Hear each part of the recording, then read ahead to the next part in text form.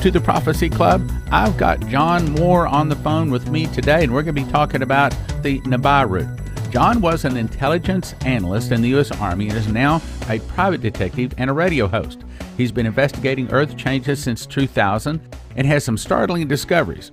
He has proof, for example, that there is a mystery planet out there heading toward our solar system, which is actually causing things like the ice caps to melt, the Gulf Stream to stop, causing tornadoes, earthquakes, tsunamis, extremely hot and cold weather. He says the governments of the world know it and are preparing underground survival facilities for it.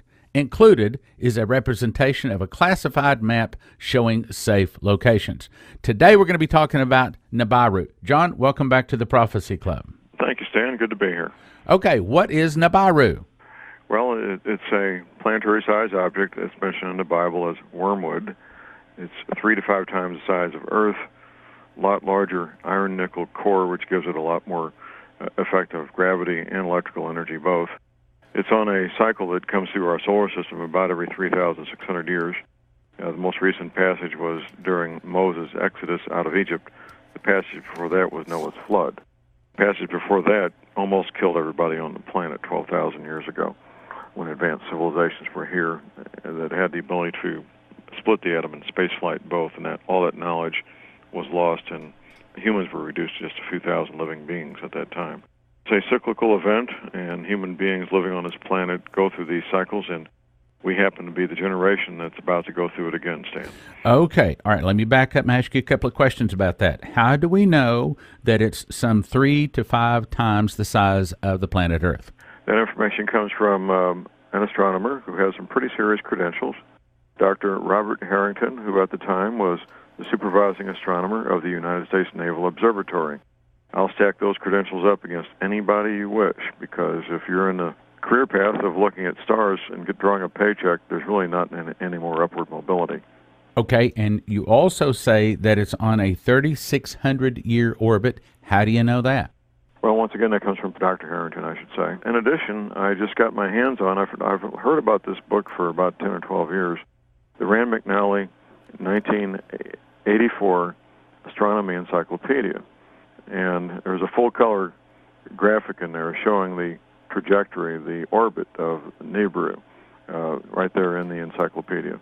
This knowledge in the late 70s, early 80s was coming into a lot of public purview, but after about 1984-85, it's been pretty well erased from mainstream media, things like the Rand McNally Encyclopedia.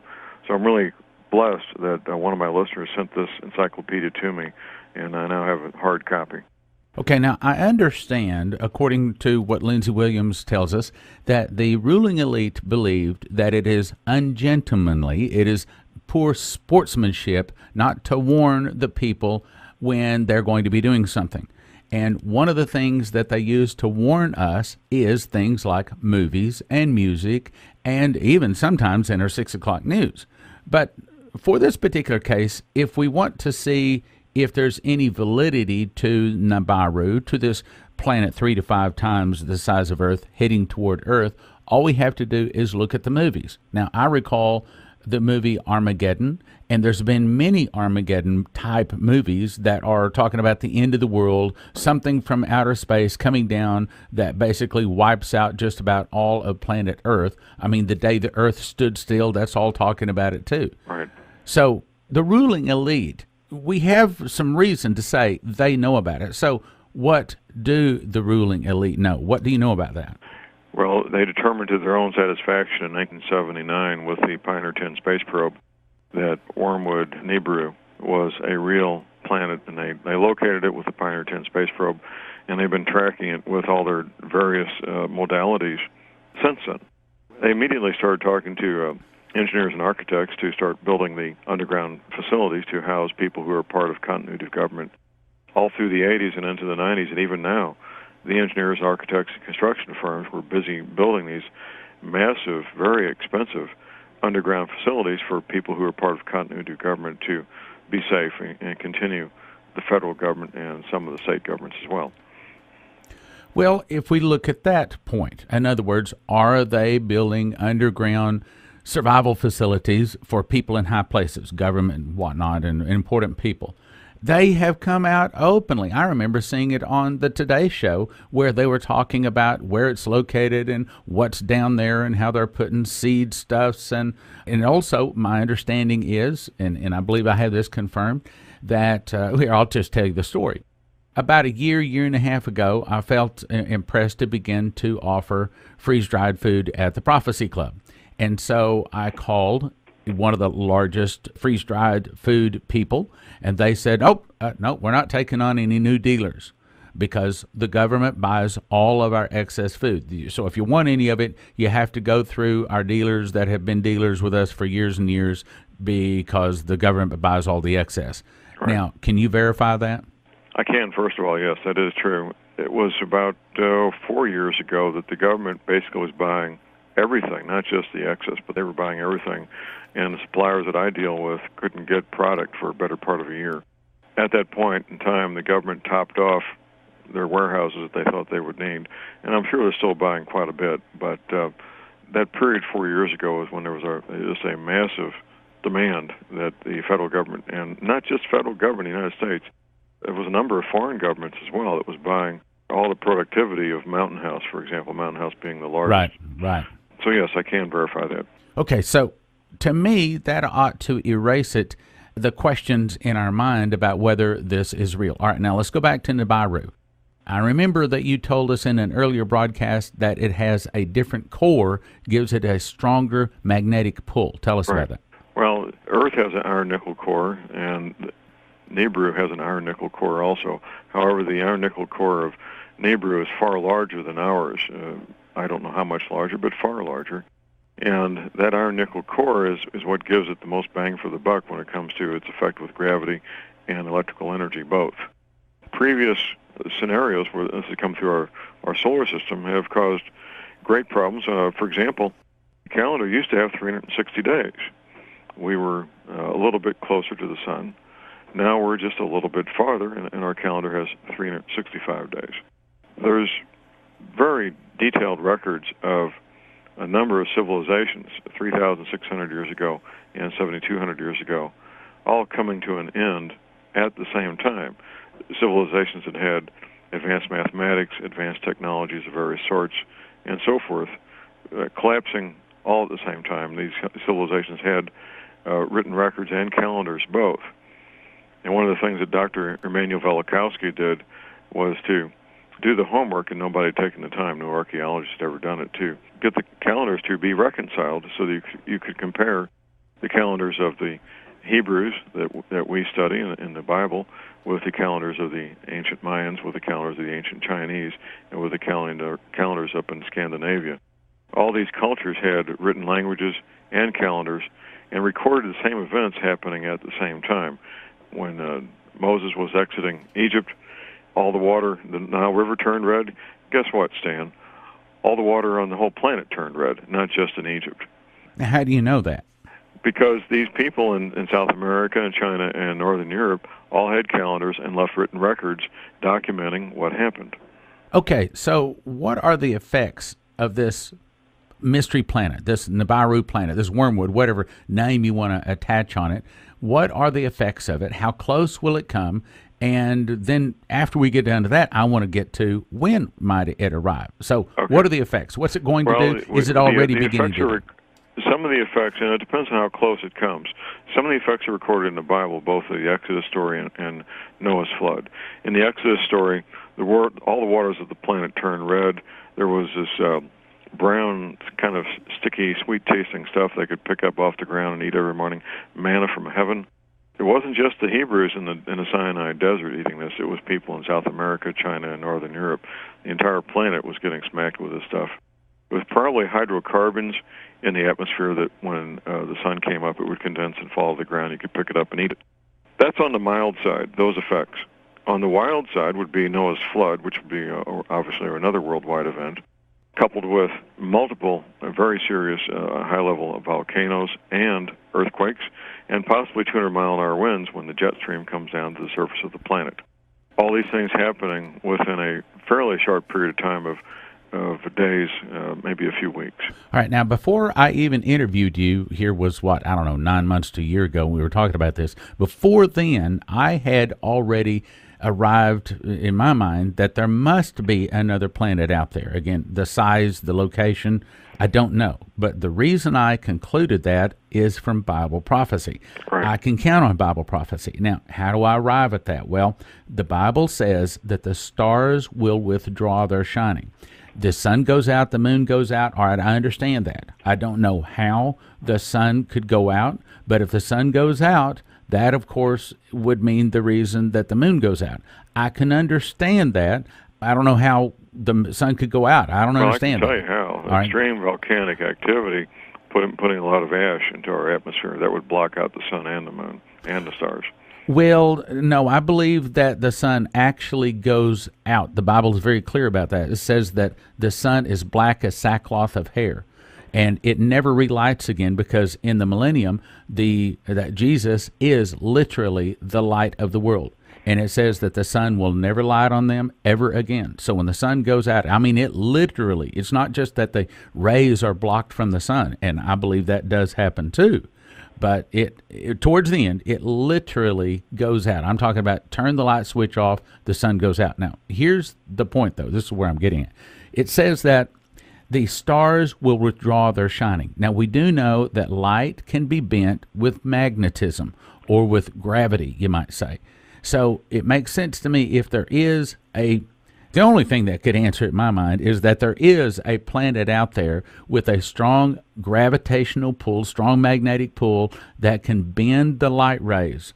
I can understand the sun going out. I can understand the moon going out, but I cannot understand all of the stars not shining anymore. We'll be right back after this message. We are offering all of Stephen Dolland's items. Stephen is an ex-Satanist high priest of the Church of Satan. In the Occult in Your Living Room, Stephen shows you the evil behind objects found in most every Christian's home. Next, in Under the Spell of Harry Potter, Stephen shows you how Harry Potter is actually used by the Satanists to teach spellcasting, potions, and curses. It indirectly prepares children to receive the mark of the beast, and it portrays Christians as weak and without power. You get both book and DVD. And in Illuminati Game or Blueprint for World Domination, Stephen shows the prophecy found in the card game called Illuminati New World Order, which accurately predicted the events of 9/11. Finally, Stephen has just made a brand new DVD called Occult Holidays Revealed, in which he reveals the truth behind Christmas, Easter, and Halloween, the world's most celebrated holidays. We're also offering all 4 DVDs and 1 book valued at $135, all for a gift to the ministry of just $50 or more. Order the Dolland's gift offer today and get free shipping. I just made the revised Revelation Verse by Verse 2.0. The new 2.0 version has 612 PowerPoint slides, 212 pictures, and 10 charts. The topics are: what is the message of the 7 churches? Who are the 4 horsemen? Is Revelation layered or sequential? What is a probable time for the tribulation to begin? Who are the beasts from the sea, the earth, and the pit? What does is fallen mean? What does it look like the day Jesus returns? Is the day of the Lord a year, a month, or a 24-hour day? Who is the woman who rides the beast? Who is the false prophet? Does the New Jerusalem come down at the end of 6,000 years or 7,000 years? When do we get our mansions? Are there 1 or 2 judgments on America? When is the door shut to the 5 virgins? Does everyone who survives Armageddon automatically get a glorified body? 2/3 of mankind is killed in the tribulation. What happens to the other 1/3? 8 hours, 4 DVDs, valued at $120. The upgrade gift amount is $30. The full version, $75. Call 785-266-1112. Ask for 2.0. That's Revelation Verse by Verse, second version, 2.0. Call 785-266-1112 or go to prophecyclub.com. Revelation Verse by Verse 2.0. And now, back to the program. I can understand the sun going out. I can understand the moon going out, but I cannot understand all of the stars not shining anymore. The only thing that could put out all of those stars would mean that the light is literally bent from the gravitational pull of this whatever planet, that would cause the stars to withdraw their shining. That means that the light of the stars, even though it's still there, won't reach the Earth. Now, that's my understanding of it. Your thoughts on that? I'm not the Bible scholar and don't hold myself out to be one. I do know that if there's enough particulate in the atmosphere between us and anything in the heavenly bodies, you simply won't be able to see them. Yes, I agree with that. I believe that is true, too. But what makes sense to me is that this planet is getting close enough to the Earth, and it's big enough with a strong enough gravitational pull that as that gravity, that additional gravity begins to hit the Earth, and I think you'll agree with me that it's already started in very light phases compared to how bad it's going to get in the future. Would you agree with that? Absolutely, and a good example of that, Stan, is the Gulf Stream having stopped on June 12, 2010. So as this planet is getting close, and this gravitational pull on not just the Earth, but the entire solar system, I mean, our particular solar system, what are the effects that it's going to have? Well, we're already seeing effects on, it's kind of funny, many of these things, the extreme ice melt we're seeing at the North Pole every year now, are being blamed on human-caused greenhouse gases, when in fact the same thing's happening on other planets, which obviously don't have SUVs or cow flatulence. Is the increase in volcanoes, lightning storms that are causing fires, the increase in mudslides, avalanches, things like that, is that caused, or can that be caused by a 10th planet out there, this planet in the Bible? The gravitational pull is affecting our planet in many ways. Earthquakes and volcanoes are a consequence of what's going on inside our planet, deep inside our planet. And that's being affected directly by this 10th planet and the gravitational pull that's exerting on us. Now, you just were telling me just yesterday when we were preparing to make the appointment for this particular broadcast that the telegraph lines caused some fires. Tell us about that story. Well, that's called the Carrington event. It was 1859, just before the Civil War. We had no there was no power grid at all, let alone national power grid. Electricity was basically something in university experiments. But we did have almost a nationwide telegraph grid. The Carrington event was a X-class solar flare, a very, very powerful solar flare. And when it hit our telegraph grid, it was so powerful that these lines, these cables, acted as massive antennas to direct that energy into the telegraph offices where fires were started. What I'm finding out right now is that the Department of Homeland Security is very concerned that within the next 6 months we could have another Carrington-type event. And what could be causing that? The 10th planet? It would be the 10th planet interacting with our sun. It's already interacting. We're seeing massive solar problems already. Well, that was my next question. So right. Is that what is causing this increase in solar activity and change? I believe it. The scientists I work with, like Professor McKinney, they believe that it is. There's always up and downs in the solar activity, and it goes through this cycle on a regular basis. Well, I don't want to be one that's just crying wolf when the wolf is really not there. And then we need to separate, the normal cycle the sun goes through and what's happening now. The normal cycles have become very well known and very predictable, and the sun's no longer behaving in that manner. The cycles have become stretched out, and the high points have become higher, and the low points have become lower. So the sun's acting in ways the scientists, since they've had modern technology to really observe it and measure it, they've never seen it behave in this way ever. So there is something affecting our solar system, specifically our sun, yes, sir. And as well as the Earth. Yes, sir, absolutely. Okay, now what do you see this causing as you look into the future? As Nibiru gets deeper into our solar system, it'll have a stronger effect on our sun and on Earth, both, culminating in what's called the closest passage, wherever our planet happens to be in relationship to Nibiru as it goes into our middle of our solar system, loops around, does a loop-to-loop around the sun, and comes back out. Depending on where we are in proximity to that, it's going to determine how bad it is here on Earth. I talked with Bob Wadsworth, and I respect him, and I think most of our listeners do, as a biblical astronomer. And I said, Bob, if there is something out there that is heading toward our Earth, can we see it? And if we can, how many years away can we see it? And I think he said 40 years. I'm not certain of that, but it seemed like, in other words, if it was within 40 years reach of our planet with our telescopes right now, we can see it, we could spot it. So have we spotted this Nibiru, or is this just a theory? No, we're way past theory. The Pioneer 10 space probe got an eyeball on it in 1979, which is, 33 years ago. They've been tracking it ever since with visible light spectrum, the infrared light spectrum, mostly the infrared light spectrum if you really want to see it, from the south.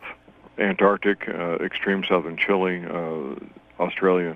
You can see it right now, Stan, if you're in the southern hemisphere. Well, if we can see it, then we ought to be able to tell that when is it going to arrive. And by I mean arrive, I don't mean hit the Earth, but I mean arrive to what they feel like will be its full effects. Well, there's that information is some of the most highly classified information that you can imagine. We're getting reports. It could be very soon. I'm not sure what to make of those reports. Well, can't just a normal astronomer look out and see this thing, or does it take some high-powered? You have to have equipment that sees in the infrared spectrum, and you have to be in the extreme, very extreme southern hemisphere. There was an astronomer in Brazil. He's part of the Brazilian National Observatory who's gone public saying that he's seeing it. Brazil's kind of at odds with the New World Order anyway, so I can see where he would be given permission to do that. But that's where you need to be, and that's the kind of equipment you need. Well, what are they saying? How much longer do we have before this thing is going to be turning our sun off and our moon off, or stars falling like a fig tree casting forth their untimely figs? How long? Well, if I had a time frame that I could rely on, I would certainly give it to you. The Navy veterans who were given these classified briefings were told in their lifetimes. The way things are heating up here, both literally and figuratively, Stan, with the naval bases being evacuated, we think we're pretty close. Well, I can tell you this, on the air, so since it was on the air, I'll repeat it. Once again, when I was interviewing Bob Wadsworth, I said, Bob, do the stars portray the start of the tribulation and the return of Jesus? He said, yes, they do. But I said, I know you're going to say, but just because the stars portray it does not necessarily mean that it happens then. He said, that's right. If you understand that, then I'll tell you. I said, I understand that. Tell me. He said, well, the stars portray the start of the tribulation in 2040 and the return of Jesus in 2047. And for a lot of reasons that would take us a while to explain, there are a lot of other reasons why those sort of ballpark numbers kind of line up. What do you think? Well, once again, I'm no Bible scholar, and I'll have to defer to his expertise. That's certainly not my expertise. My expertise is finding witnesses who've been in classified briefings and debriefing these men and women, mostly men. And that's what I bring to the table. Otherwise, I really have no expertise when it comes to Bible astronomy. Okay, so you have no idea on when this Nibiru might reach its zenith. We're concerned it could be this fall, Stan. There's nothing definite, but that is a concern that's based on the evacuations that are taking place at the Norfolk Naval Base, which is the world's largest naval base, by the way. The Marines at Camp Lejeune, North Carolina, the Marines at Camp Pendleton, California, and the Army at Fort Bragg. It appears they're all the heavy equipment is being moved under cover of darkness, at least up until recently. Now they're getting more public with it and moving in the daytime, and the men are being evacuated as well. Well, I think that's too soon for Nibiru. I don't think that's too soon for some kind of civil disorder, some type of protests, which may give a little bit more of a reason to our current president to declare a martial law. But again, there's a lot of scenarios out there that could all put America into, and the world into, a lot of hurt. Absolutely, so I don't know, we'll see. And you and I are both aware of all the scenarios. In fact, these troops are being told. Some are being told that they're being moved in preparation for civil disorder. Some are being told they're being moved in preparation for World War III. None of them are being told that they're moving because of rising ocean levels. Well, what's your best guess on what's coming by the end of the year? Leaning towards the oceans coming out of their basins is what I'm leaning towards right now. I work with a number of men who have privileged access, shall we say, and I get reports basically every day, Stan, reaffirming that the evacuations are in fact taking place. There may be some dispute as to why they're taking place, but the evacuations definitely are taking place. Now, is this a mobilization for civil disorder, or is this an evacuation where they're totally clearing out? Well, they're clearing out these bases and going to high ground, which you don't move people for civil disorder until you have a place to go to for where the civil disorder is taking place. So you're saying they are moving low ground military operations to higher ground? Yes, sir. Absolutely. And you have this confirmed through several people? It's confirmed through a number of sources that don't know each other, right? As you know, I've been an investigator for 40 years, and in this kind of investigation, that's one of the things you're really looking for, is people who have information that don't know each other saying the same thing.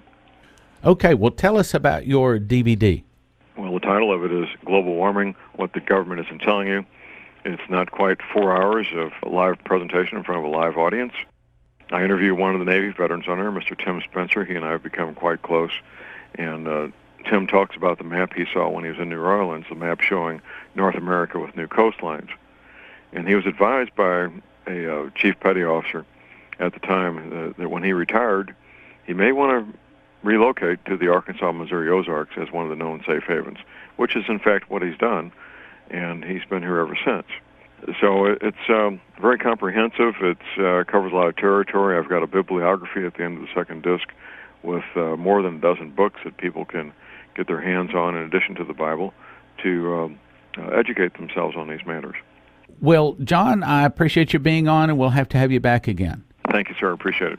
All right, folks, if you'd like to have it, call the Prophecy Club. Matter of fact, they have several things that they package together. It's kind of complicated to explain on the air, but it's a really good deal. Give us a call, 785-266-1112. Grab your cell phone. Here it comes again, 785-266-1112. Now, you can get it on the website, but it's probably easier and faster to get it all explained to you by calling the Prophecy Club, 785-266-1112. The gift offer is global warming, the global warming gift offer. Thank you for listening. Thank you for your prayers and your gifts of support. May God bless. Brethren, the prophetic warning is a warning to repent and believe the gospel. Be a partaker in warning and saving souls by partnering with the Prophecy Club with your prayers and donations today. Now from the Prophecy Club, some exciting opportunities for you. We are offering all of Stephen Dolan's items. Stephen is an ex-Satanist high priest of the Church of Satan. In the Occult in Your Living Room, Stephen shows you the evil behind objects found in most every Christian's home. Next, in Under the Spell of Harry Potter, Stephen shows you how Harry Potter is actually used by the Satanists to teach spellcasting, potions, and curses. It indirectly prepares children to receive the mark of the beast, and it portrays Christians as weak and without power. You get both book and DVD. And in Illuminati Game or Blueprint for World Domination, Stephen shows the prophecy found in the card game called Illuminati New World Order, which accurately predicted the events of 9/11. Finally, Stephen has just made a brand new DVD called Occult Holidays Revealed, in which he reveals the truth behind Christmas, Easter, and Halloween, the world's most celebrated holidays. We're also offering all 4 DVDs and 1 book valued at $135, all for a gift to the ministry of just $50 or more. Order the Dolan's gift offer today and get free shipping. I invite you to order my brand new DVD, Stargates, Wormholes, and the Bottomless Pit. Have 10,000 scientists from 100 countries recreated an Egyptian Stargate or wormhole? Was the idea for movies such as Contact, Hellboy, and Stargate SG-1 birthed from their plan to build a modern Stargate? Is their stated goal to recreate the Big Bang, the moment of creation, really a cover story for something more sinister? Will the 17-mile circular Large Hadron Collider, built 574 feet underneath Switzerland and France, open a door to another world?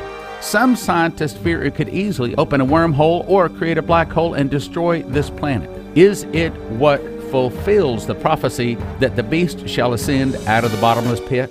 Call 785-266-1112 and order Stargates, Wormholes, and the Bottomless Pit, or go to prophecyclub.com.